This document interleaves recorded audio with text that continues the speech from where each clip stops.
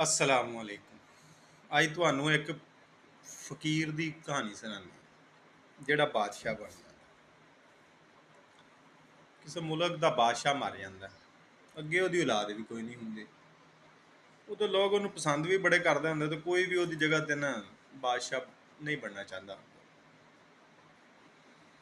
ਉਹ ਜਿਹੜੇ ਵਜ਼ੀਰ ਵਗੈਰਾ ਮਿਲ ਕੇ ਨਾ ਕਹਿੰਦੇ ਨੇ ਵੀ ਹੁਣ ਬਾਦਸ਼ਾਹ ਕਿਹਨੂੰ ਬਣਾਈਏ, ਤੇ ਆਖਰ ਉਹਨਾਂ 'ਚ ਫੈਸਲਾ ਹੁੰਦਾ ਹੈ ਕਿ ਸਵੇਰ ਜਿਹੜਾ ਸਭ ਤੋਂ ਪਹਿਲੇ ਸ਼ਹਿਰ 'ਚ ਦਾਖਲ ਹੋਏਗਾ ਨਾ ਉਹਨੂੰ ਨਾ ਪਕੜ ਕੇ ਤੇ ਅਸੀਂ ਬਾਦਸ਼ਾਹ ਬਣਾ ਦਿਆਂਗੇ। ਅਗਲੇ ਦਿਨ ਉਹ ਖਲੋਂਦੇ ਆ ਤੇ ਸਵੇਰੇ ਸਵੇਰੇ ਇੱਕ ਬੰਦੇ ਨੇ ਗਰੜੀ ਚੁੱਕੀ ਹੁੰਦੀ ਹੈ, ਸ਼ਹਿਰ 'ਚ ਦਾਖਲ ਹੋ ਜਾਂਦਾ।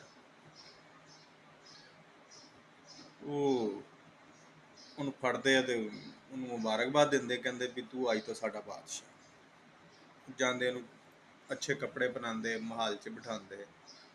ਕਹਿੰਦਾ ਅੱਛਾ ਮੈਂ ਬਾਦਸ਼ਾਹ? ਕਹਿੰਦਾ ਹਾਂ। ਕਹਿੰਦੇ ਹਾਂ। ਉਹ ਕਹਿੰਦਾ ਠੀਕ ਹੈ, ਫਿਰ ਬਣਾਓ ਹਲਵਾ। ਉਹ ਖੈਰ ਹਲਵਾ ਬਣਾਉਂਦੇ, ਦੇਗਾਂ ਚਾੜਦੇ ਨੇ। ਅਗਲੇ ਦਿਨ ਇੱਕ ਮੁਕੱਦਮਾ ਪੇਸ਼ ਹੁੰਦਾ। ਇੱਕ ਬੰਦਾ ਦੂਸਰੇ ਬੰਦੇ ਨੂੰ ਕਹਿ ਰਿਹਾ ਹੁੰਦਾ ਵੀ ਇਹਨੇ ਮੇਰੇ ਤੇ ਬੜੀ ਜ਼ਿਆਦਤੀ ਕੀਤੀ, ਇਹਨੇ ਮੇਰੇ ਪੈਸੇ ਮਾਰ ਲਏ। ਉਹ ਸਾਰੀ ਗੱਲ ਨਾ ਬੜੇ ਧਿਆਨ ਨਾਲ ਸੁਣਦਾ, ਬੜੇ ਧਿਆਨ ਨਾਲ।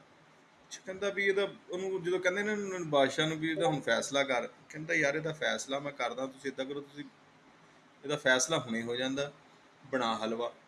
ਉਹ ਹਲਵਾ ਬਣਾਉਣ ਲੱਗ ਪਿਆ। ਮੁਲਕ ਦੇ ਵਿੱਚ ਮਹਿੰਗਾਈ ਹੋ ਜਾਂਦੀ, ਉਹਦੇ ਕੋਲ ਨਾ ਸ਼ਿਕਾਇਤ ਲੈ ਕੇ ਆਉਂਦੇ ਵੀ ਬਾਦਸ਼ਾਹ ਸਲਾਮਤ ਬਹੁਤ ਜ਼ਿਆਦਾ ਮਹਿੰਗਾਈ ਹੋ ਗਈ ਯਾਰ, ਤੇ ਤੁਸੀਂ ਕੁਛ ਕਰੋ। ਕਹਿੰਦਾ ਉਹ ਆ ਤਾਂ ਬੜੀ ਜ਼ਿਆਦਤੀ ਹੋਈ। ਫਿਰ ਉਹ ਆਪਣੇ ਬੁਰਚੀਆਂ ਦੇ ਕੇ ਕਹਿੰਦਾ ਵੀ ਬਣਾ ਹਲਵਾ। ਉਹਨੇ ਹਰ ਕਿਸੇ ਚੀਜ਼ ਦਾ ਹੱਲ ਨਾ ਇਹੀ ਰੱਖਿਆ ਹੁੰਦਾ। ਇਤਲਾਹ ਮਿਲਦੀ ਹੈ ਬਈ ਹਮਲਾ ਹੋ ਗਿਆ ਸਰਹੱਦਾਂ ਦੇ ਨਾ, ਦੂਸਰੇ ਪੜੋਸੀ ਫੌਜਾਂ ਜਿਹੜੀਆਂ ਨਾ ਉਹ ਹਮਲੇ ਕਰ ਰਹੀਆਂ। ਬੜੇ ਗੌਰ ਨਾਲ ਉਹ ਫੌਜੀਆਂ ਦੀ ਉਹਨਾਂ ਦੀ ਗੱਲ ਸੁਣਦਾ ਤੇ ਆਪਣੇ ਨਾ ਵਜ਼ੀਰ ਨੂੰ ਕਹਿੰਦਾ ਵੀ ਬਣਾ ਹਲਵਾ। ਉਹ ਉੱਥੋਂ ਅੱਗੇ ਟੁਰ ਪੈਂਦੀਆਂ ਫੌਜਾਂ, ਉਹਦੇ ਮਤਲਬ ਉਹਦੇ ਸ਼ਹਿਰ ਵੱਲ ਨੂੰ ਆ ਰਹੀਆਂ ਨੇ। ਇਹਨੂੰ ਇਤਲਾਹ ਮਿਲਦਾ, ਉਹ ਜਿੰਨੀ ਵਾਰੀ ਇਤਲਾਹ ਮਿਲਦੀ ਨਾ ਉਹ ਇਹੀ ਕਹਿੰਦਾ ਬਣਾ ਹਲਵਾ। ਬੜੇ ਪਰੇਸ਼ਾਨ ਹੁੰਦੇ ਵੀ ਉਹਨੇ ਦਾ ਕੀ ਹੱਲ ਕਰੀਏ। ਬਾਦਸ਼ਾਹ ਦੇ ਇੱਕ ਹੀ ਗੱਲ ਕਹਿੰਦਾ ਵੀ ਬਣਾ ਹਲਵਾ। ਪਤਾ ਲੱਗਦਾ ਜੀ ਉਹ ਕਿਲੇ ਦੇ ਬਾਹਰ ਆ ਗਈ ਫੌਜ।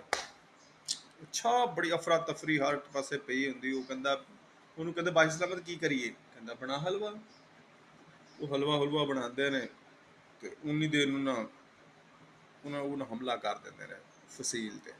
ਉਹਨੂੰ ਕਹਿੰਦੇ ਬਾਦਸ਼ਾਹ ਸਲਾਮਤ ਫਸੀਲ ਤੇ ਹਮਲਾ ਹੋ ਗਿਆ ਤੇ ਕੀ ਕਰੀਏ? ਕਹਿੰਦਾ ਬਣਾ ਹਲਵਾ। ਫਿਰ ਹਲਵਾ ਬਣਾਉਂਦੇ ਨੇ ਤੇ ਉਹ ਕਬਜ਼ਾ ਕਰ ਲੈਂਦੇ ਹਰ ਚੀਜ਼ ਤੇ।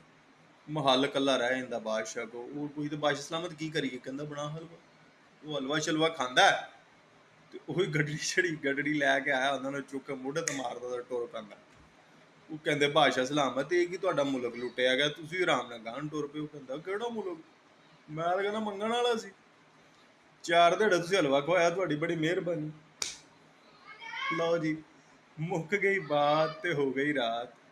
ਛਤਨੀ ਸੀ ਬੈਠਕ ਛਤਨੀ ਸਬਾਤ, ਡਾਉਣੀ ਸੀ ਮੰਜੀ ਢਾਹ ਲਈ ਪੀੜੀ, ਸੌਣਾ ਸੀ ਮੈਂ ਤੇ ਸੌਂ ਗਈ ਕੀੜੀ। ਅੱਲਾ ਦੇ ਵਾਲੇ।